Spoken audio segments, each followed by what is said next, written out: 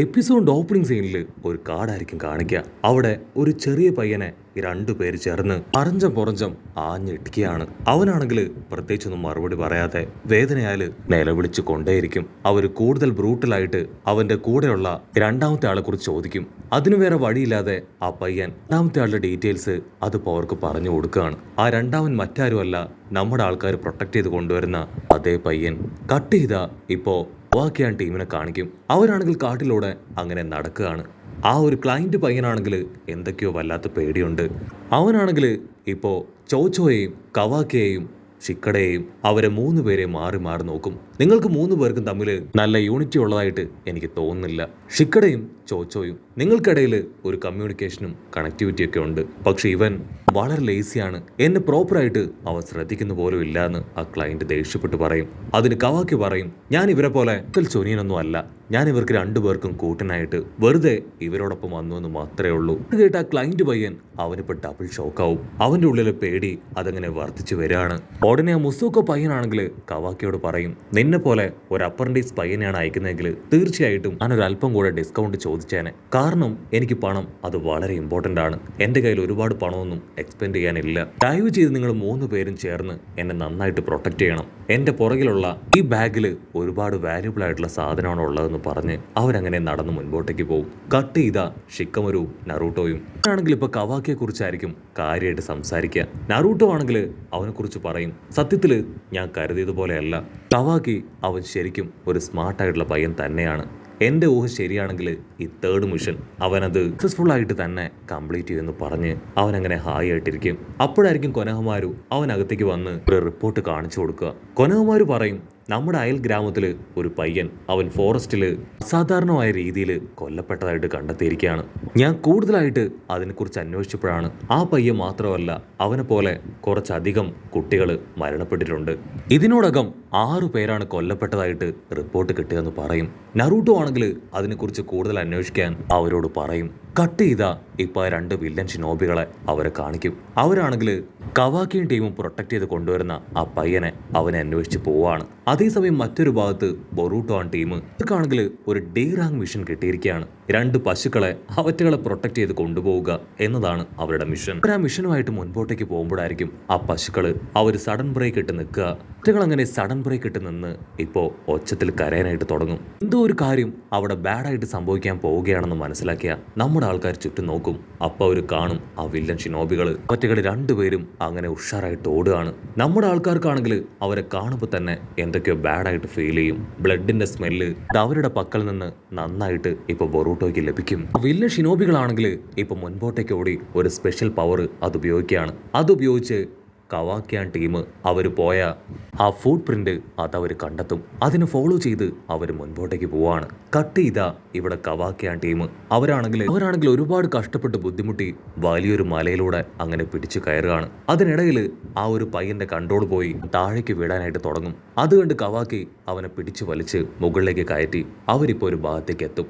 അല്പസമയം അവിടെ റെസ്റ്റ് ചെയ്യാനായിട്ട് തയ്യാറാവുകയാണ്. ചോച്ചോ ആണെങ്കിൽ അവൾ കൊണ്ടുവന്ന ഫുഡ് അതെല്ലാവർക്കുമായിട്ട് കൊടുക്കും. പിന്നെ ആ പയ്യനാണെങ്കിൽ അവന് കഴിക്കാൻ ഫുഡൊന്നും ഇല്ലാതെ അവിടെ ഉണ്ടായിരുന്ന വെള്ളം അത് മാത്രം കുടിച്ച് വിശപ്പടക്കാൻ ശ്രമിക്കുകയാണ്. കവാക്കി ആ കാഴ്ച കണ്ട് അവന് നേരെ ഫുഡ് നീട്ടും. പക്ഷേ അവനാണെങ്കിൽ അത് നിരസിക്കും. പക്ഷെ കവാക്കി ആണെങ്കിൽ ആരും മനസ്സിലാക്കി നിർബന്ധിച്ച് ആ ഫുഡ് അവനെ കൊണ്ട് കഴിപ്പിക്കുകയാണ്. അപ്പൊ ലോങ് ഷോട്ടിലായിട്ട് ആ 2 വില്ലന്മാര് അവരാണെങ്കിൽ നമ്മുടെ ആൾക്കാരെ നോക്കി നിൽക്കുകയാണ്. നമ്മുടെ ആൾക്കാർ ഫുഡൊക്കെ കഴിച്ച് വീണ്ടും അവരുടെ യാത്ര ആരംഭിക്കും.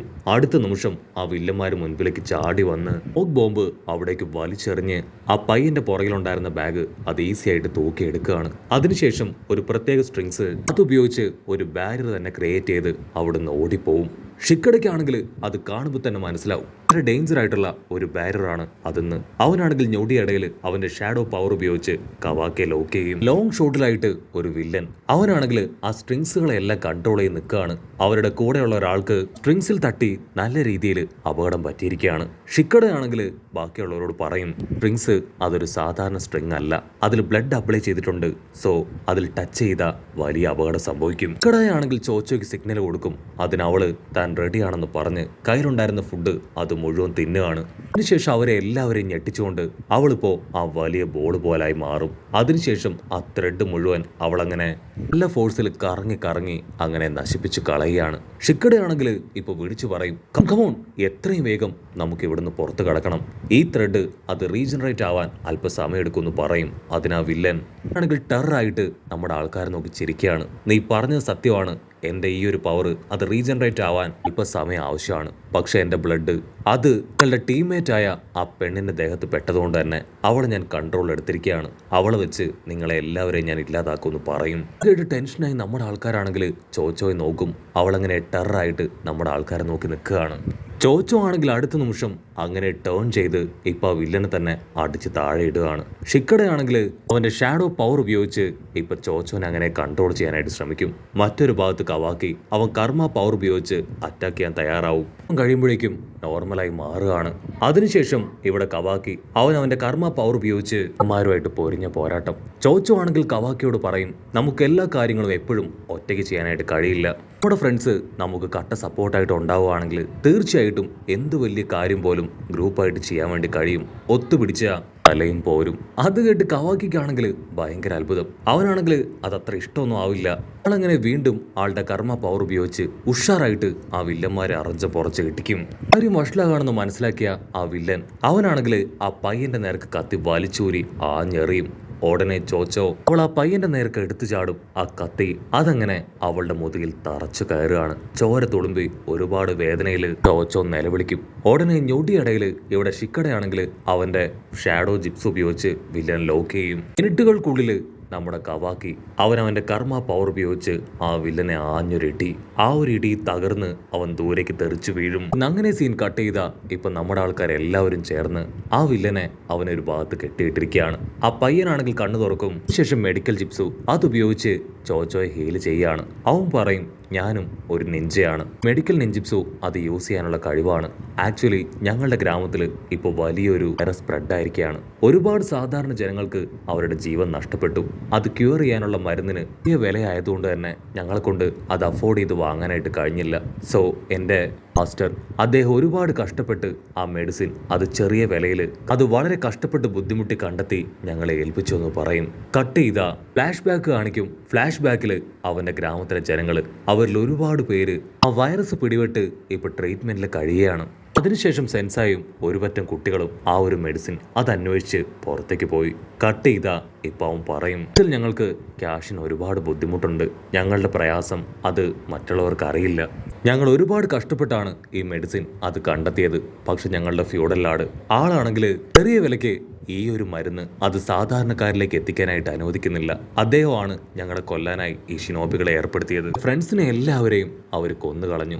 ഇനി ഞാൻ മാത്രമാണ് ബാക്കി. എനിക്ക് എങ്ങനെയെങ്കിലും ഗ്രാമത്തിലെത്തണം. എങ്കിൽ മാത്രമേ ഉള്ള പാവപ്പെട്ട ജനങ്ങളുടെ അസുഖം അത് മാറ്റാനും അവരെ രക്ഷപ്പെടുത്താനും കഴിയൂ. പ്ലീസ് ദയവ് ചെയ്ത് എത്ര വേഗം എനിക്ക് ഗ്രാമത്തിലെത്തണം. എന്നോടൊപ്പം നിങ്ങൾ വരണം. അതിന് ഷിക്കട പറയും, നീ ഇത് കണ്ടില്ലേ ചോ, അവൾക്ക് നല്ല രീതിയിൽ പരുക്ക് പറ്റിയിരിക്കുകയാണ്. ഈ ഒരു അവസ്ഥയിൽ വീണ്ടും മുൻപോട്ടേക്ക് പോകാൻ കഴിയില്ല. ഈ നിന്റെ സിറ്റുവേഷൻ അത് കറക്റ്റായിട്ട് പറയായിരുന്നെങ്കിൽ കുറച്ചും കൂടെ പവർഫുൾ ആയ ഹൈ ലെവൽ ജോനിയൻസിനെ ഗ്രാമത്തിൽ നയിക്കുമായിരുന്നു. അതിനാവും പറയും, എൻ്റെ കയ്യിൽ അത്രയും പണമില്ല. ഉണ്ടായിരുന്ന പണം അത് മുഴുവൻ ഞാൻ കൊടുത്താണ് നിങ്ങളെ ഹയർ ചെയ്തത്. ദയവ് ചെയ്ത് നിങ്ങൾ എന്നെ സഹായിക്കണം. എന്നെ കവാക്കിയാണെങ്കിൽ അവനോട് പറയും, നീ ടെൻഷൻ ആവേണ്ട ആവശ്യമില്ല, നിന്നോടൊപ്പം ഞാൻ വരും. അതിന് ഷിക്കട പറയും, ഒരു കാരണവശാലും ഞാൻ നിന്നെ അയക്കില്ല. ഞാനാണ് ടീം ക്യാപ്റ്റൻ. സോ ഞാൻ പറയുന്നത് നീ കറക്റ്റായിട്ട് ഒബേ ചെയ്യണം. കവാക്കിയാണെങ്കിൽ അത് മൈൻഡ് ചെയ്യാതെ അവിടുന്ന് കടന്നു പോകാൻ ശ്രമിക്കുകയാണ്. ഉടനെ ഷിക്കട അവന്റെ ഷാഡോ ജിപ്സ് പ്രയോഗിക്കുകയാണ്. കവാക്കിക്കാണെങ്കിൽ കൺട്രോൾ പോവും.